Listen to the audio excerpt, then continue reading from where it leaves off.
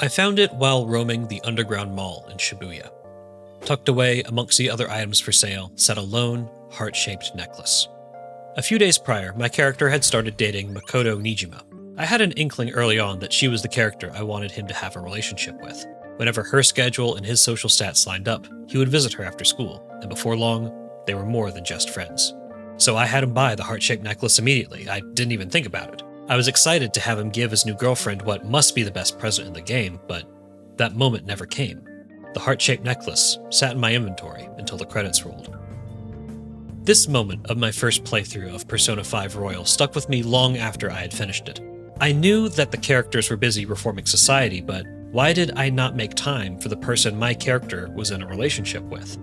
It seems weird, right? One would think that two people in a brand new relationship would want to, see each other, but these two didn't. So why did he get into a relationship in the first place? What does dating someone in Persona 5 really mean?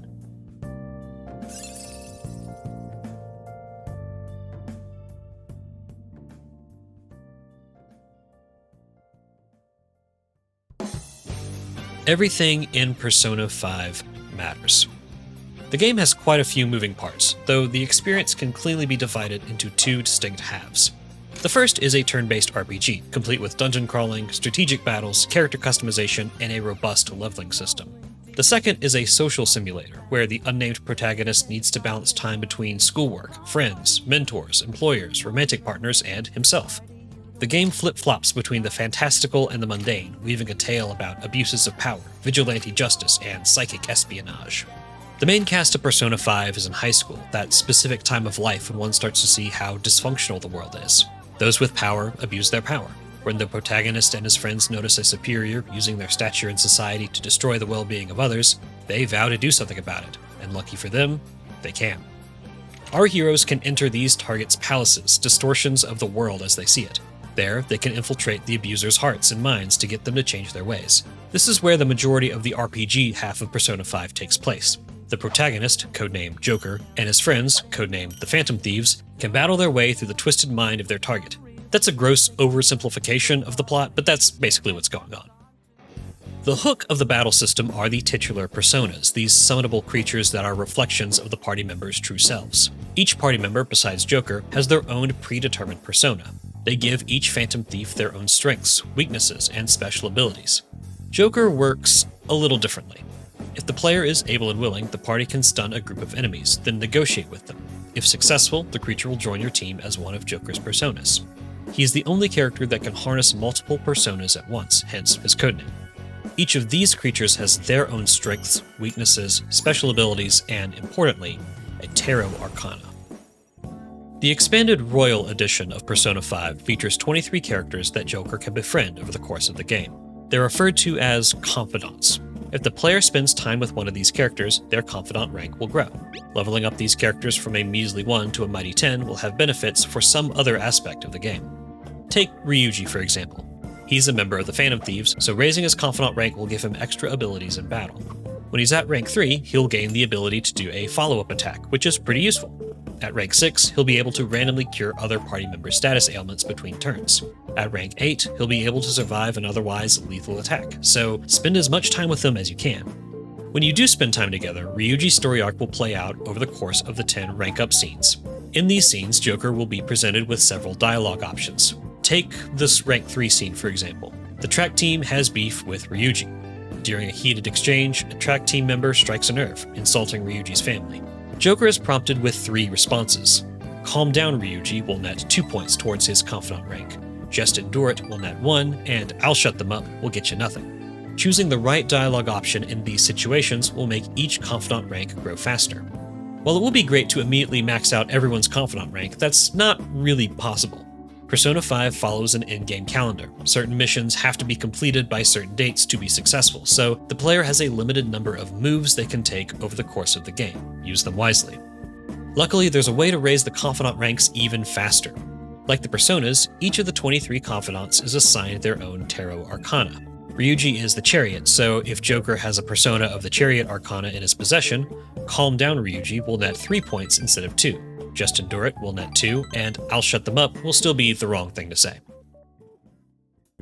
So an interesting relationship forms between the personas and confidants. The creatures the player recruits affect who they'll spend time with, which in turn affects what abilities will be available in battle.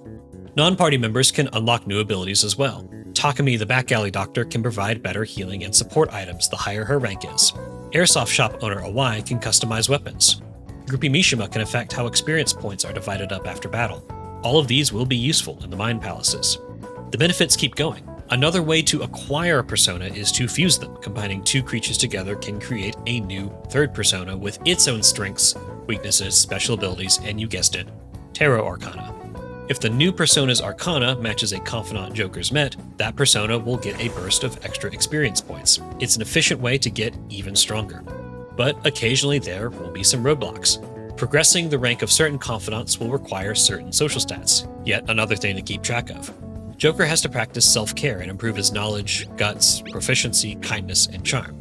The game will just outright say that you can't hang out with someone until one of these stats reaches a certain threshold, so be sure to study. Be sure to water the plants, cook dinner, and take baths. These activities, while mundane, will still help with confidants, which helps with persona leveling, which affects who the player should spend time with, which affects what abilities are available.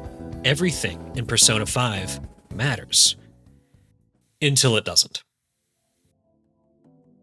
Each confidant story will play out the same way on every playthrough. They might take longer depending on which dialogue option the player picks, but the player cannot change the outcome.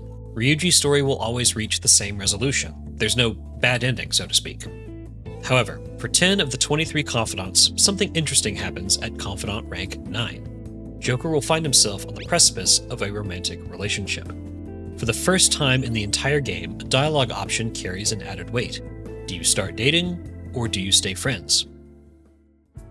The first character my Joker experienced this with was Makoto, the snarky student council president. They had pretended to be in a relationship to help a fellow student get out of a dangerous situation, and in the process, thought they might try the real thing. During the scene, she says, "I can't learn about romance by myself." Joker can respond with, "You'll find someone someday," or "I'll be your study partner." Choosing the former will end the conversation, but choosing the latter will open up another prompt. "Do you like me?" she asks. "I do."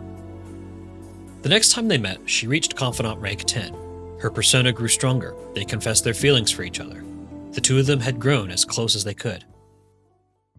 Around that same time, I had a level 8 rank with An and a persona with her Arcana. So my character went to see her, and a similar thing happened. He found himself on that precipice once again. At this point, I hadn't looked up anything about the romance paths in the game, so I approached the situation like a real-life relationship.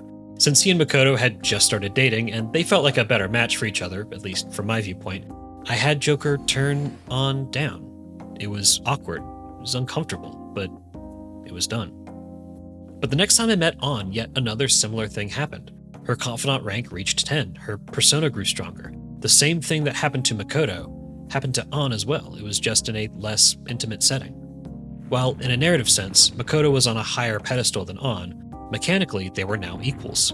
Had Joker rejected Makoto and accepted An, nothing would be different. It wouldn't make a difference had he accepted them both, or rejected them. The game doesn't care who you fall in love with. It is the only time something in Persona 5 doesn't affect something else in Persona 5.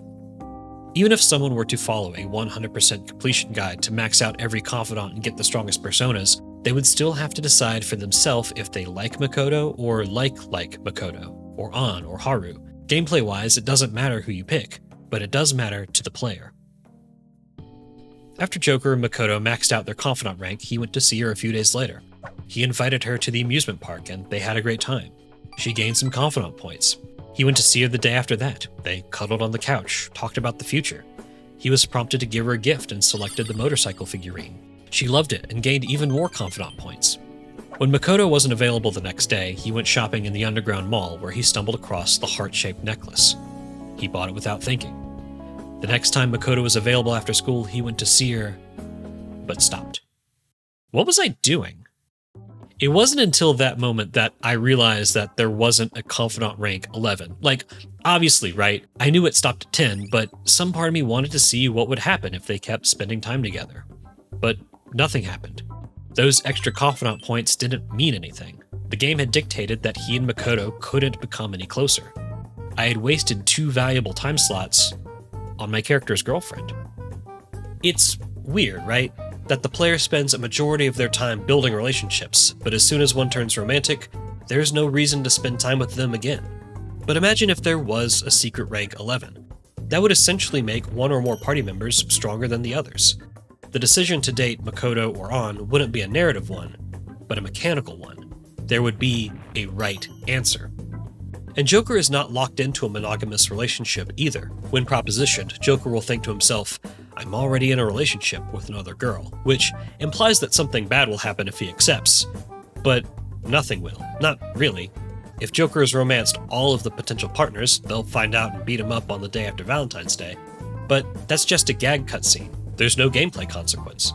If Joker has romanced both An and Makoto, they won't find out until this scene, which can be avoided by romancing all but one option. Despite the lack of incentive to revisit a maxed confidant, Persona 5 does feature 3 scripted scenes for Joker and his special someone. He can spend Christmas Eve, Valentine's Day, and White Day with a romantic partner. This time can't be spent doing any other activity or building up some other stat. The only question the player has to think about is who is the best match for their Joker. This is what the relationships really do. They allow the player to make each playthrough uniquely theirs. In order to do that, the romance paths have to be disconnected from the rest of the game. Which character is best for this particular boss battle is a question of strategy. Which character do I want to spend Valentine's Day with is a question that only the player can answer for themselves.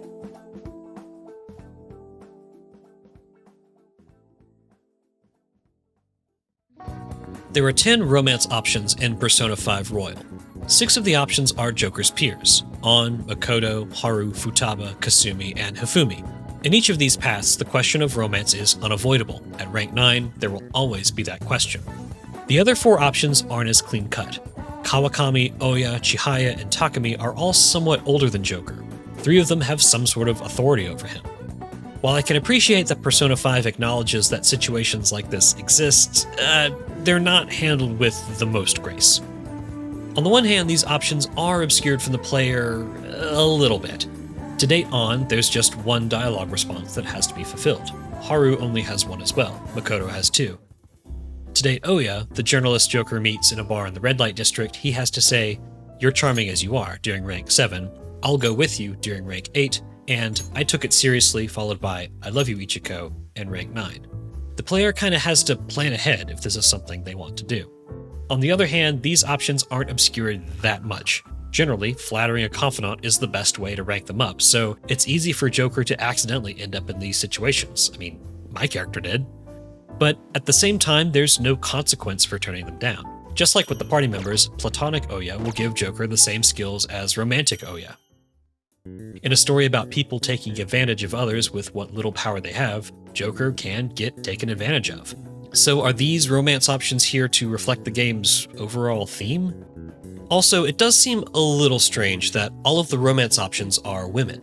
Ryuji, Yusuke, Mishima, and Akechi could have worked as potential partners, but they're not. The game already puts little relationship barriers up for some of the paths. Why can't there be something similar in place to gauge Joker's sexuality? The romance options don't affect the gameplay, so what difference does it make if Joker has a boyfriend? Instead, Joker is a hard-coded heterosexual. Without modding the game itself, this aspect of player expression is blocked off. But in addition to always being a straight male, he will also always be a transfer student at Shujin Academy. He will always lead the Phantom Thieves. He will always infiltrate the minds of Kamoshida, Madarame, and Kaneshiro in that order. He will always be a prisoner of fate, trapped in a linear story he has no real control over.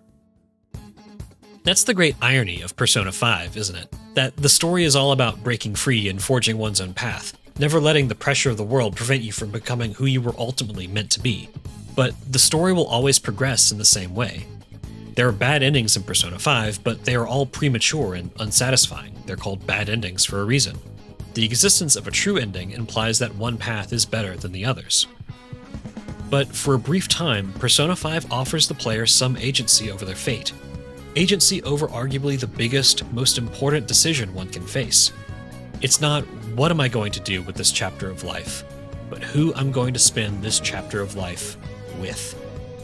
And that's the other great irony of Persona 5, that something as amorphous and complicated as a relationship, especially a relationship in one's youth, can be reduced to a mere step-by-step guide, that simply spending time with someone will make them feel attracted to you, that getting out of an uneasy situation is as easy as saying no, that simply showing up and saying the right thing is all it takes to solve serious personal problems, that a romantic relationship is the end of a journey and not the start of a new one, that the way to make the relationships matter in Persona 5 is to make them not matter.